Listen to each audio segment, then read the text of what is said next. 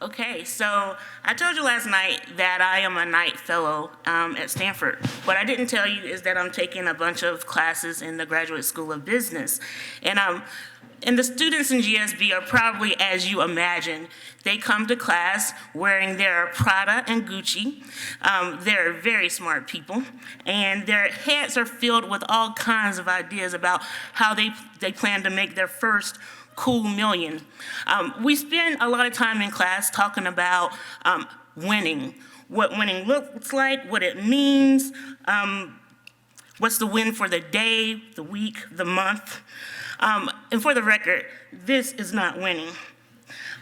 But journalists are so focused on losing lately, losing jobs, subscribers, revenue, and control. It is understandable that winning is nowhere in our purview right now. So that's what we're going to talk about tonight, how to win, and I'm focusing on coverage. News executives are investing a lot of time and resources in rebuilding relationships and users, and that's fine. But in order for journalism to win, we need existing users and then some. We need to add to our audiences. Nobody knows winning better than Coach Bear Bryant, who you just saw, who says that if you want to hunt ducks successfully, go where the ducks are.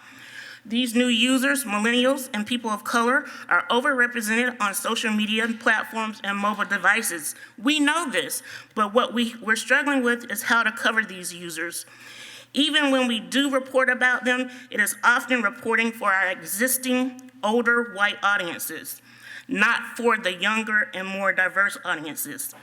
Let's take a look at some winning kinds of coverage versus the other kind, and I have to warn you, some of the other kind is represented in this room right now. So how many people read Zola's story on Twitter in the last couple months? Okay, so a lot of people did, and a lot of news organizations wrote that a lot of people read this crazy story. But the Washington Post won the day by reporting and learning that much of the story was actually true, and by expanding the coverage by discussing the very real issues surrounding sex trafficking. The New York Times is an example of not winning, though. And we all recall the error-written piece about Viola Davis and Shonda Rhimes, and the less classically beautiful remark.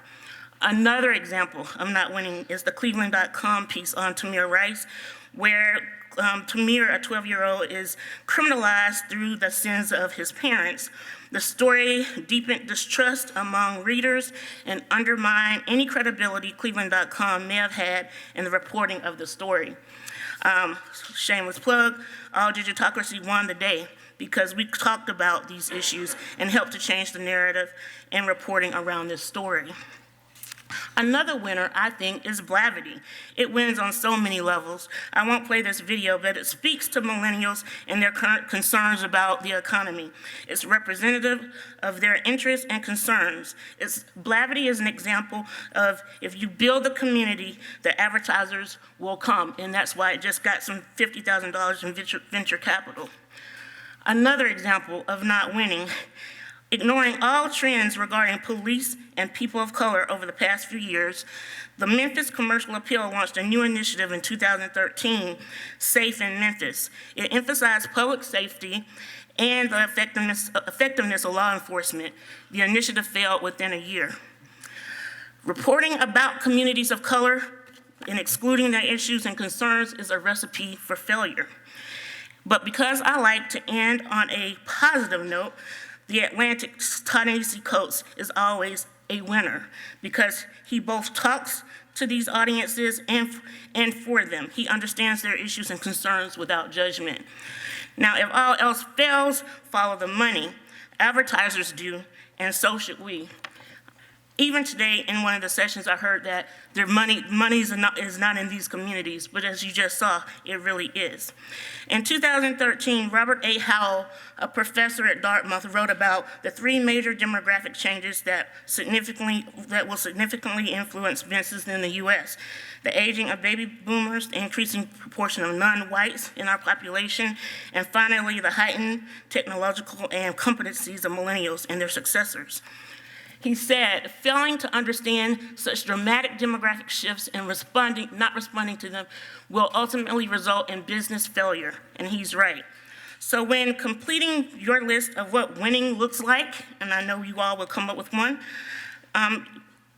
you should ask yourself, you should bet on diversity and post some numbers on the board, and let's all win. That's it. Thank you.